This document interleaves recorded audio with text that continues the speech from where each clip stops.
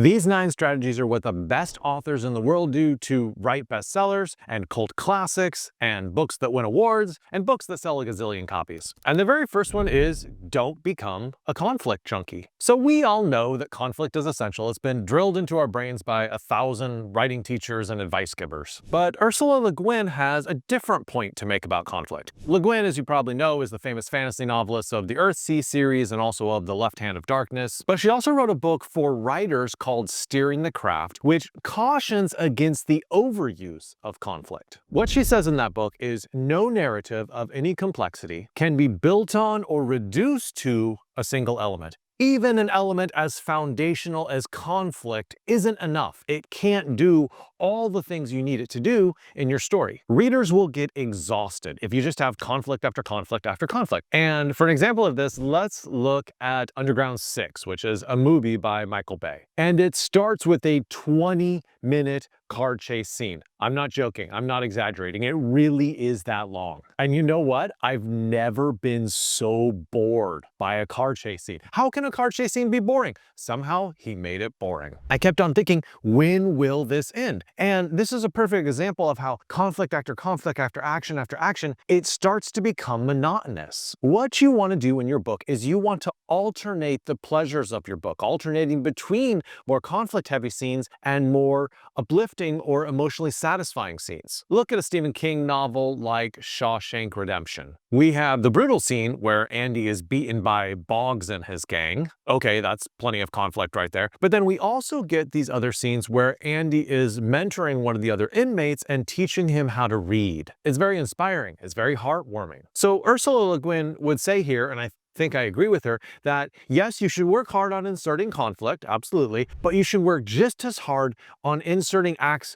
of human goodness and kindness and sacrifice. The next strategy used by the top 1% of authors is number 2, show the equation, not the answer. So Andrew Stanton wrote Finding Nemo and Wall-E and all the Toy stories. Dude is a legendary storyteller. And he came up with this advice for fiction writers called the unifying theory of 2 plus 2. He says that good storytelling doesn't give you the answer of, say, 4. It gives you the equation, the 2 plus 2. In other words, give the audience the pieces and have them figure out the answer. For an example of this, let's look at one of his movies, Wall-E. The film never explicitly states that the Earth has become inhospitable due to overconsumption and environmental neglect. Instead, what do? We see mountains of garbage, we see a lone robot compacting this garbage, we see withered plants, and we see abandoned cities. So we are getting the equation, we're getting the 2 plus 2, and we have to figure out, oh wow, Earth has been absolutely wrecked. Now, I will say the unifying theory of 2 plus 2, it works just as well for character development. Suzanne Collins, the author of The Hunger Games, never comes out and tells us, oh, Katniss developed emotional barriers as a survival mechanism. Instead, she shows you the evidence, like Katniss's reluctance to ever cry on camera, or Katniss's very practical approach to romantic relationships, like calculating her survival percentages when choosing between Peeta and Gale. Now, should you break this unifying theory of 2 plus 2 some of the time? Yes, of course you should. Look at Amy Tan's The Joy Luck Club. She goes ahead and explains certain Chinese cultural concepts that a lot of readers might not get. For instance, the significance of the red candle ceremony and the various meanings of certain Chinese superstitions. But most of the time in your writing, you want to give the reader the equation, the 2 plus 2, and let them figure out the answer. And I talk more about these type of principles in Bookfox Academy, my collection of 10 different courses which guide you through the process of writing your novel. I will put the link in the description below. I think you're really going to like this next strategy. It is number 3. Create memorable set pieces. So Alfred Hitchcock built his films around what he called crescendos, which were these big set pieces that really encapsulated the meaning and the entire story in a single scene. Think of the snake pit in The Raiders of the Lost Ark, or that final road chase scene in Mad Max Fury Road. Think about the burning oil rig in There Will Be Blood, or Paul Atreides riding that sandworm in Dune. Now, those are examples of spectacles. And you might be saying to yourself, like, John, like, my novel's a bit of a quieter novel. It doesn't have a big thing like that. That's okay. You can also have emotional set pieces. Think of the faked O in Harry Met Sally, what she did in that restaurant. Or think of the moment where the couple embraced in the rain in The Notebook. These scenes are also set pieces, and they're just working on more of an emotional level than more of a spectacle level. So let me ask you right now, what is the one image you want to linger in your reader's brain after they finish your book? If you don't have a good answer for that, then maybe you haven't really created a crescendo moment inside your story. For me, after I read Three Body Problem, there was one scene that really stuck in my brain, and it's where this ship is being sliced by 1,000 like nanoparticles, and it's literally cutting through it as if cutting through a block of cheese. It's stuck in my brain, and it really made me like that story better. So when you're thinking about how to write a big set piece or crescendo for your novel, here are 4 pieces of advice. 1, think about how to expose your character in this moment. Indiana Jones is facing his greatest fear of snakes while also pursuing his greatest desire, the Ark of the Covenant. 2, you want to find the tensions in your story. In There Will Be Blood, the greatest success of finding oil, of striking it rich, is matched by the greatest failure of the explosion causing his son to go deaf. 3, you want to find the strongest emotions. With that scene in Harry Met Sally, it's a very strong feeling of embarrassment or maybe laughter. And in Notebook, you find that pristine example of pure love as they unite. And my 4th tip is to aim your story. Figure out early what your set piece or crescendo is going to be, and then aim the whole story toward that. And it's not always a climax. It doesn't have to be a climax. Now, this next tip is very important. It is number 4. It's called sneak in lines of action. So if you have a first chapter, which is more of a setup chapter rather than an in medias res sort of chapter starting in the middle of the action, then you need to have lines of action. The person who came up with this term is Patricia Highsmith, who is the author of a whole bunch of novels, but you probably know or at least have heard of The Talented Mr. Ripley. She defines lines of action as potential action in your novel. You don't actually have something happen, but you're alluding to the fact that it will happen soon. So lines of action would be the desire of a character for something they don't yet have, because we sort of intuitively understand they're going to try to get that thing. That action's coming soon. Or say the plan of one character to take a trip in the future. There's no trip yet, there's no action, but we're looking forward to that action happening. Another line of action would be the mention of some kind of danger in the near future. It could be termites, or it could be an earthquake. For an example of this, look at Agatha Christie's And Then There Were None. The beginning of the novel isn't particularly exciting. It's 10 different people all traveling independently toward Soldier Island. But there's lots of potential action because we're wondering what's going to happen when they get to this place, what's going to happen when they all meet each other, and what is the purpose behind why they're going there. Spoiler alert, it's a mystery novel, so there are some murders. Now here's an advanced version of this technique. You can also have quiet lines of action. Say you start your story off and everything's great, main character's happy, home life is great, work life is great, they're singing in the rain, they're skipping out the door. What are you thinking as a reader? You're thinking, this can't last, like something bad is about to happen to you, I just know it. And you're right? So there's a potential line of action by showing all this good stuff because we know the bad stuff is coming. Not a lot of writers know about this next technique, but I think it's foundational to story writing. It is number 5. Balance the outer story and the inner story. This piece of advice comes from Ron Carlson, author of a whole bunch of novels, but he also wrote a craft book called Ron Carlson Writes a Story. Now, he defines the outer story as the details of the world, the actions, the events, all the externals, and he defines the inner story as what is going on in the hearts and the minds of your characters. Emotions, psychologies, memories, thoughts. So the danger is that if you only show the outer story, then we're not getting any sense of this character's inner life, their true self. On the other hand, there's also a danger to showing too much of the inner story. So we're sort of trapped inside this character's head and we're not getting any external action moving the plot forward. So a book that balances the outer story and the inner story really, really well is Margaret Atwood's The Handmaid's Tale. There's such a contrast between her outward compliance, oh, well, do whatever you tell me to do, and her inner rebellion. Her inner story is her strong memories of the past and grief for her daughter, but outwardly, she's just complying with all the patriarchal rules. Now, the most common mistake that fiction writers make when they try to do this is that they think of the outer story and the inner story as 2 parallel lines running side by side,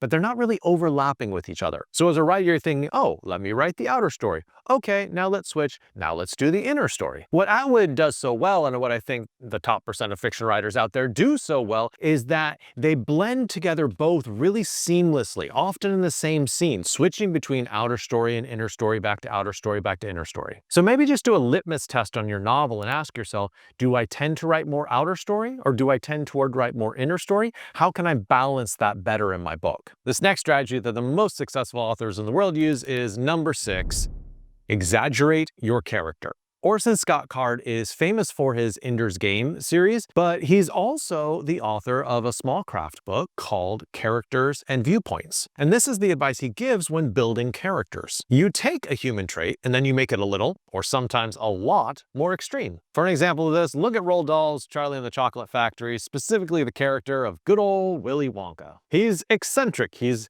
unpredictable, he's just a little bizarre. And this has been captured in all sorts of interesting ways by actors like Gene Wilder and Johnny Depp, and also most recently Timothée Chalamet. And I'll let you all argue in the comments which one actually portrayed him best. I have my favorite, but what's yours? So Willy Wonka is such an exaggerated version of a character. He has all this flamboyant and theatrical clothing. He speaks in riddles, poems, and nonsensical phrases. And he is extremely reclusive to the point that he hasn't gone out of the factory in years, and he hired all Oompa Loompas so he doesn't lose any of his trade secrets. Orson Scott Card notes that stories in a culture tend to come in waves. There will be a period where people prioritize and enjoy more realistic characters. These are characters which people really relate to. They seem like everyday Joes. But then he says the culture shifts toward more extraordinary characters, characters who feel exotic and exaggerated and just wild. Look, realistic characters are very relatable, but the danger is that they end up boring the reader. Extraordinary characters are certainly a lot of fun, but the danger is that they end up seeming unrealistic and unbelievable. So I want you to think of your favorite novels right now. Are those characters tending toward being more realistic, or are they tending toward being more exaggerated? You probably want to model your characters on whatever you enjoy reading the most. But if you trust Orson Scott Card, and man, this guy is a legend, he would encourage you to go for more exaggeration in your characters. It will make them more memorable and help them to stand out. The next strategy is absolute brilliant one. It is number 7, the Cameo Technique. This is a very simple technique. Stick famous people into your novel. Why? Because it gives the reader a jolt of pleasure when they encounter a character that they know already, that they're familiar with. Now, I'm drawing this technique from Percival Everett, who I've read a bunch of his books, and in almost every single book, he always name drops famous characters. People like Bill Clinton or Sidney Poitier, people like John Wayne, and also John Coltrane. Now, normally we think of this technique as something you do in historical novels, and I want to change your mind about that. I think that you can do this in any genre, no matter what you're writing. So in Bret Easton Ellis's American Psycho, which is set in 1980s Manhattan, he has Donald Trump make a cameo. In Henry Fielding's Bridget Jones, The Edge of Reason, Bridget is interviewing Colin Firth for a newspaper article. If you're writing sci-fi or fantasy, you can make up a famous character, or you can make a character who seems to resemble someone very closely in our world. Think of Robert Jordan's The Wheel of Time series. He has characters like Arthur Pendrag, which is basically King Arthur in our world. Or he has another character called Billy Under the Hill, which is pretty much Bilbo Baggins from The Hobbit. Terry Pratchett does the same thing in his Discworld series. He has a band called The Band with Rocks in It, which is an allusion to the Rolling Stones. He has another character called Leonard of Quirm, which is basically Leonardo da Vinci. Now look, I'm not telling you to make these characters one of your main characters. This is a cameo technique. They can appear in a single scene and then drop out of the novel. They can be a minor character, but it does give a lot of pleasure for the reader when those little cameos appear and we're like, oh yeah, like I know that person. Now we only have 2 strategies left. Let's tackle number 8. Hemingway's one true sentence. Ernest Hemingway said that when he was stuck in his writing, he would tell himself, listen, all you have to do is to write one true sentence. Write the truest sentence that you know. Now, he wasn't talking about factual honesty. He wasn't talking about nonfiction. He was speaking about novels. And so what he meant by one true sentence is some sort of emotional honesty. What is a true sentence? Well, according to Hemingway, a true sentence is simply one that captures a genuine human experience of the world. One that's not cliche, one that has been stripped of all pretense and decoration. It's just honest insight into the state of the universe. So look at his book, The Garden of Eden, where he's describing what true love feels like. It had been wonderful, and they had been truly happy, and he had not known that you could love anyone so much that you cared about nothing else. Or consider how Hemingway opened his book, A Farewell to Arms. In the late summer of that year, we lived in a house in a village that looked across the river and the plain to the mountains. It's such a brief declarative sentence, but it forms the cornerstone for the whole novel. He built the whole novel off of that voice. So when you are stuck in your writing career,